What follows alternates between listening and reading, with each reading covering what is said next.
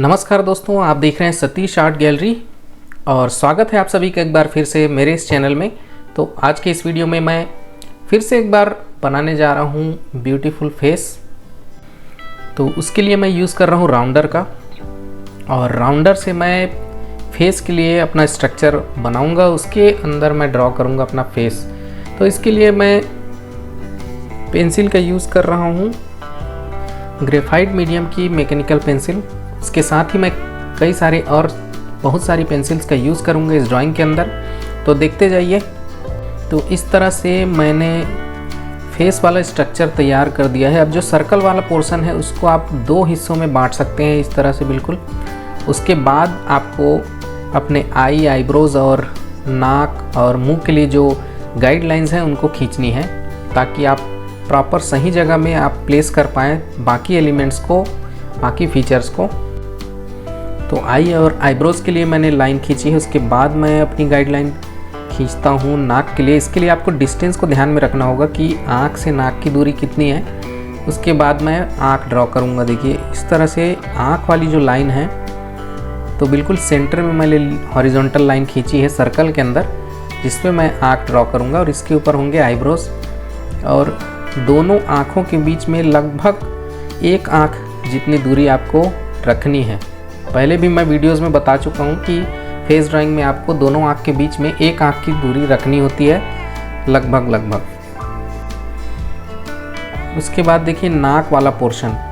तो नाक कहाँ तक पहुँच रहा है उसको हमको ध्यान में रखना है।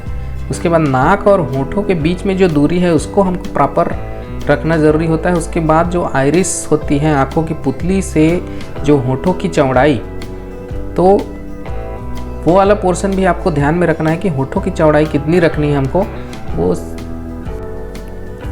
तो आइरिस वाले भाग से ठीक नीचे एक वर्टिकल लाइन खींचते हैं जो होठों को डिफाइन करता है। तो होठ हमको उसी लाइंस के अंदर ड्रॉ करना होता है। तो देखिए इस तरह से स्ट्रक्चर एक फेस का तैयार होता है। काफ़ी आसान है इसको समझना, इसमें बहुत ज़्यादा आपको कोई तकनीक लगाने की आवश्यकता नहीं है। देखिए इस तरह से आप एक परफेक्ट फेस का स्ट्रक्चर ड्रॉ कर पाते हैं। उसके बाद आप इसकी शेडिंग और डिटेलिंग करते हैं। तो यहाँ पे मैं एक गर्ल की ड्राइंग कर रहा हूँ, एक लड़की की तस्वीर ड्रॉ कर रहा हूँ। इसके लिए मैंने रेफरेंस लिया हुआ है इंटरनेट से। तो आप भी कई तरह के रेफरेंस आप डाउनलोड कर सकते हैं और उस पिक्चर को देखकर आप प्रैक्टिस कर सकते हैं। तो देखिए उसके बाद आई को आपको किस तरह बनाना है। आई के अंदर जो चमक होती है उसको बिल्कुल आपको ध्यान रखना होता है। आई में हमेशा चमक हमको बनाना होता है। अगर आप आई का चमक हटा देंगे तो बिल्कुल इफ़ेक्टिव नहीं बनेगा आपका ड्राइंग, और आई बिल्कुल ख़राब लगेगा।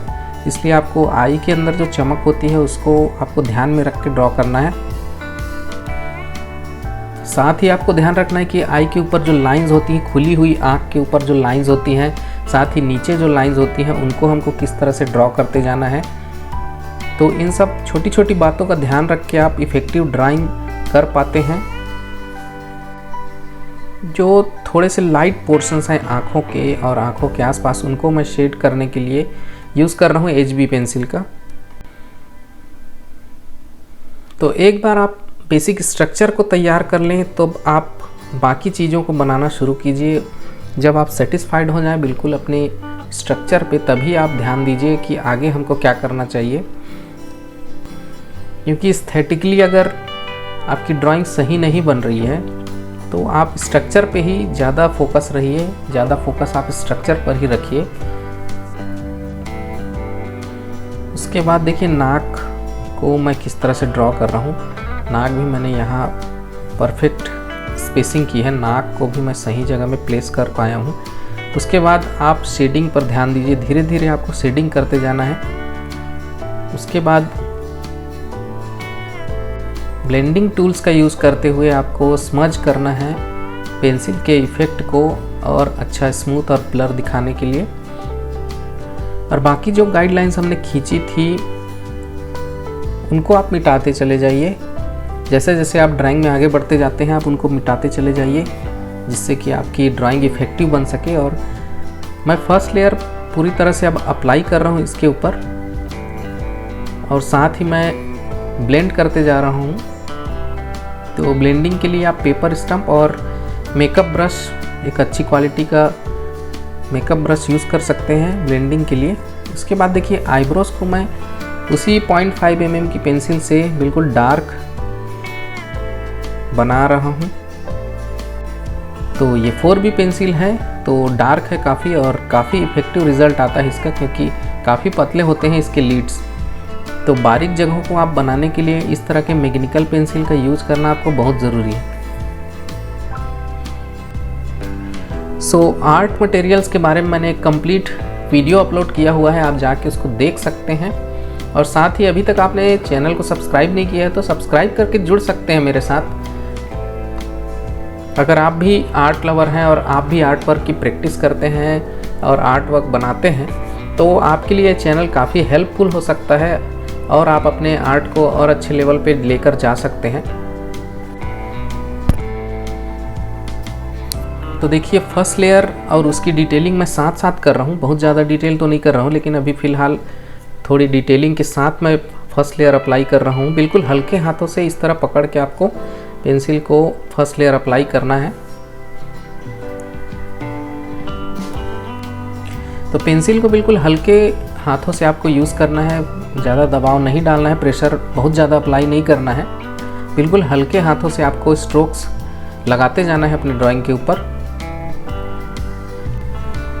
तो देखिए किस तरह से लेयर बाय लेयर आप अपने ड्राइंग में निखार लाते हैं, किस तरह से आप एक रियलिस्टिक फील लाते हैं।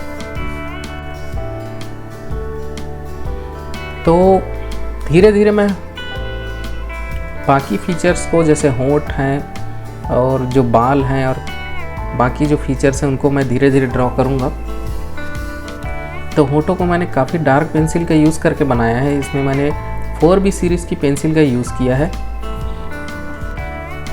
काफ़ी सारी सीरीज़ की पेंसिल आपको रखना बहुत ज़रूरी होता है, इसके लिए आप डार्क शेड और लाइट शेड की पेंसिल्स रखना है आपको। तो देखिए इस तरह से जो डार्क पोर्शंस हैं उनके लिए मैं 2B और 4B पेंसिल का यूज़ कर रहा हूँ। तो हमारा फेस ऑलमोस्ट बन के तैयार है। देखिए किस तरह से जो हाईलाइटेड एरियाज़ हैं उनको मैंने हाईलाइट दिखाया हुआ है, और किस तरह से आपको जो डार्क पोर्शन है उनको आपको डार्क करना है, जो शेडो वाला एरिया है उसको किस तरह से आपको शेडो करना है। इसको आप कंटिन्यू जब प्रैक्टिस करते हैं किसी रेफरेंस को लेकर तो आप काफ़ी इफ़ेक्टिव तरह से बना पाएंगे, लेकिन काफ़ी प्रैक्टिस की ज़रूरत होती है। आप समय निकाल कर आधा घंटा 1 घंटा जैसे भी प्रैक्टिस कर सकते हैं अगर आर्ट वर्क करना चाहते हैं या आप ऑलरेडी करते हैं। तो काफ़ी सारी चीज़ें डिपेंड करती हैं। एक अच्छे आर्ट वर्क के लिए आपको अच्छा पेपर लेना होता है, अच्छे आर्ट मटेरियल का यूज़ करना होता है, जो आप ऑनलाइन बाय कर सकते हैं या किसी भी आर्ट स्टोर से आप परचेस कर सकते हैं। तो देखिए इस तरह से बालों पे मैंने फर्स्ट लेयर अप्लाई किया। अब सेकेंड लेयर के लिए सेम मैं उसी पेंसिल का यूज़ कर रहा हूँ। तो मैकेनिकल पेंसिल काफ़ी जगह यूज़ होती है, बारीक पोर्शंस को और ख़ासकर बालों को बनाने के लिए आपको मैकेनिकल पेंसिल रखनी बहुत ज़रूरी है, क्योंकि अगर नॉर्मल आप वुडन पेंसिल का यूज़ करेंगे बालों के लिए तो आपको कई बार उसको छीलना पड़ेगा या कई सारी पेंसिल्स आपको छील के रखनी पड़ेंगी, जो कि पॉसिबल नहीं है और टूटने से आप परेशान हो जाएंगे पेंसिल। तो इसलिए लीड वाली पेंसिल जो होती हैं मैकेनिकल पेंसिल वो काफ़ी इफ़ेक्टिव होती हैं और जिससे आपको काफ़ी अच्छा रिज़ल्ट भी मिलता है। तो इसी तरह मैं दूसरे और बालों को भी धीरे धीरे इस तरह से ड्रॉ करते जा रहा हूँ। देखिए काफ़ी लंबा हो जाता है वीडियो अगर आप ड्राइंग करते हुए आपको एक इंटायर ड्राइंग को रियल टाइम में शूट करना पॉसिबल नहीं होता है, इसलिए टाइम लैप्स का सहारा लेना पड़ता है या कई सारे पोर्शंस को कट करने पड़ते हैं। तो देखिए इस तरह से जो बालों की शेडो आ रही है चेहरे के ऊपर उसको भी आपको बनाना है। कई सारी डिटेल्स आपको मिलती हैं ड्राइंग के अंदर जिनको आप छोटी छोटी चीज़ों को ध्यान रख के बनाते जाएंगे तो आप इफ़ेक्टिव ड्राइंग कर पाएंगे। साथ ही बालों में जो चमक है और बालों में जो डार्क वाला हिस्सा किस तरफ ज़्यादा है, इस सारी चीज़ों को ध्यान रख के आप बनाएंगे तो आपका काफ़ी बेहतर ड्राइंग आप कर पाएंगे। तो देखिए इस तरह से बालों में जो चमक वाला पोर्शन है उसको बिल्कुल हल्के हाथों से मैं ड्रॉ कर रहा हूँ, और जो डार्क पोर्शंस हैं जिनमें चमक नहीं दिखानी है हमको, उनको मैंने बिल्कुल डार्क किया हुआ है। साथ ही आप मेकअप ब्रश का यूज़ करते हुए स्मजिंग या ब्लेंडिंग काफ़ी अच्छे तरीके से करते जाइए, जिससे कि जो स्ट्रोक्स होते हैं पेंसिल के बिल्कुल स्मूथ हो जाते हैं। तो इसी तरह आपको भी अपने आर्ट वर्क की प्रैक्टिस करनी चाहिए। आई होप आप लोगों को मेरे ट्यूटोरियल वीडियोस पसंद आ रहे हैं, और अगर आप भी आर्ट लवर या आप आर्ट वर्क करते हैं या आर्ट वर्क सीखना चाहते हैं तो इस चैनल को सब्सक्राइब करके जुड़ सकते हैं मेरे साथ। मिलते हैं हम एक नए वीडियो में, तब तक के लिए नमस्कार।